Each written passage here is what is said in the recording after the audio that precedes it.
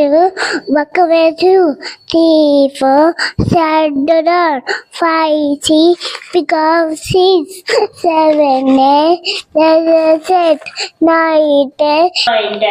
9, 10, big hand. Big bag. Big hand. నమస్తే పిల్లలు. ఈ రోజు మనం పద్యం చెప్పుకుందాం.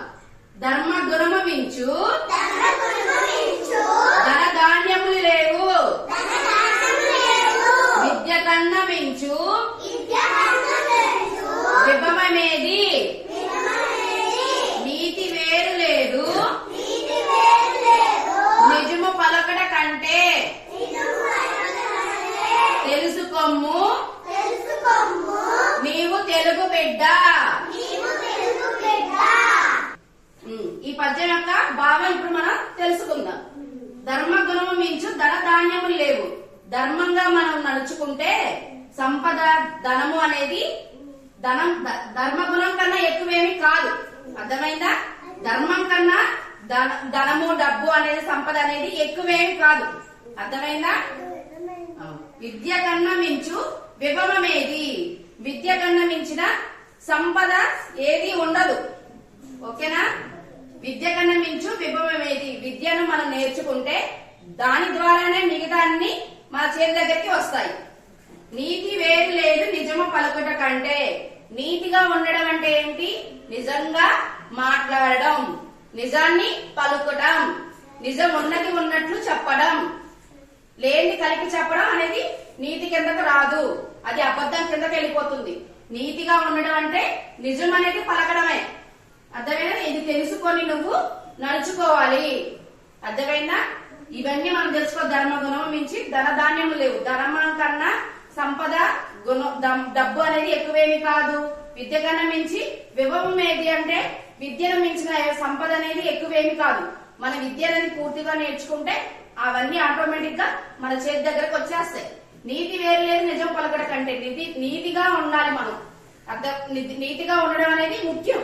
మనిషి ఏమన్నా నీతిగా ఉంటే ఆటోమేటిక్ గా నిజము పలకటేము అంటారు కదా. అరే వాడు నిజాయితీగా ఉంటాడురా, వాడు చెప్పింది నిజంగా జరుగుతుందిరా అని చెప్పేసి అనేది నీతి. తెలుసుకొని మనం నిజం నడుచుకోవాలి. అర్థమైందిగా? ఈ రోజు మనం భారతీయ శాస్త్రవేత్తల గురించి తెలుసుకుందాం. ఇప్పుడు మనం కంప్యూటర్ లో చూసి వేరే దేశాల్లో ఉన్న వాళ్ళని ఎక్కడున్నారు అవన్నీ మనం ఇలా చూసుకుంటున్నాం కదా. కానీ కొన్ని వేల సంవత్సరాల క్రితం మన శాస్త్రవేత్తలు, మన ఋషులు ఒక చోట కూర్చొని కళ్ళు మూసుకొని ధ్యానం చేస్తూనే ఎక్కడ ఏం జరుగుతుంది, ఎక్కడ ఏ ప్లేస్ లో ఏం జరుగుతుంది చెప్పగలిగే వాళ్ళు అనమాట. అలాగే ఆర్యభట్ట అనే శాస్త్రవేత్త ఉన్నారు. ఆయన ఏంటంటే ఆరుబయట ఇలాంటి మంచాలు ఉండే పూర్వం రోజుల్లో. ఇట్లానే 4 కాళ్ళతోటి ఉండే మంచం ఉండేది. ఆయన దాన్ని బయట పడుకునేవాళ్ళు కదా. అంతకుముందు ఫ్యాన్లు అలాంటివి ఉండే కాదు. ఆయన ఏం చేసేవాళ్ళు, బయట రోజు రాత్రిపూట పడుకునేవాళ్ళు. అయితే రోజు పడుకుంటుంటే ఒక రోజు ఏమైందంటే ఆయన ఆకాశంలోకి చూస్తూ ఉంటారు కదా. ఒక రోజు ఆయన ఏంటి ఆకాశం నాకు దూరం అయిపోయినట్లుంది అనేసి అనుకున్నారు అనమాట. అనుకునేసరికల్లా ఆయన చూస్తే మంచం ఏమవుతుందంటే ఆయన వేసుకున్న మంచం రోజు ఇంత బారు కాళ్ళతో ఉండేది. ఆ రోజు ఏమైందంటే మంచంది కాలు ఇంత పొడవు తగ్గిందనమాట. పొడవు తగ్గేసి ఓహో ఇది మనం ఆయన కళ్ళు అంటే మనం ఏంటి ఇప్పుడు మనకి నక్షత్రాలు అవన్నీ చూడటానికి మనం ఇప్పుడు ఏంటి పరికరాలని వాడుతున్నాం. అంటే ఈ పరికరాలు యూస్ చేస్తే. కానీ పూర్వం రోజుల్లో ఏంటంటే వాళ్ళు కంటి చూపు ద్వారానే ఎంత దూరంలో ఉంది. ఈయన నేను చెప్పాను కదా ఆర్యభట్ట అని శాస్త్రవేత్త. ఆయన ఏంటంటే మనకి సూర్యుడు తిరుగుతూ ఉంటారు. ఆయన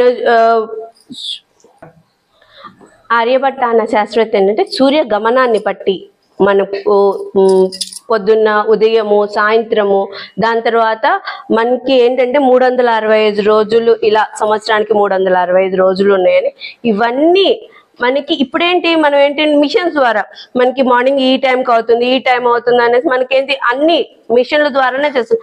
కానీ ఇవన్నీ ఎటువంటి పరికరాలు ఉపయోగించకుండా పూర్వం రోజుల్లోనే మన శాస్త్రవేత్తలు చెప్పారన్నమాట. అది మన భారతీయ శాస్త్రవేత్తలు అంత గొప్పవాళ్ళు. దాన్నే ఇప్పుడు ఏంటంటే అందరూ మోడిఫై చేసేసి మేము కనిపెట్టాము, మేము చేసాం. కానీ ఇవన్నీ ఇలాంటివన్నీ మన శాస్త్రవేత్తలు ఎటువంటివి యూజ్ చేయకుండా ఆర్యభట్ ఆయన జీరోని కనిపెట్టారు.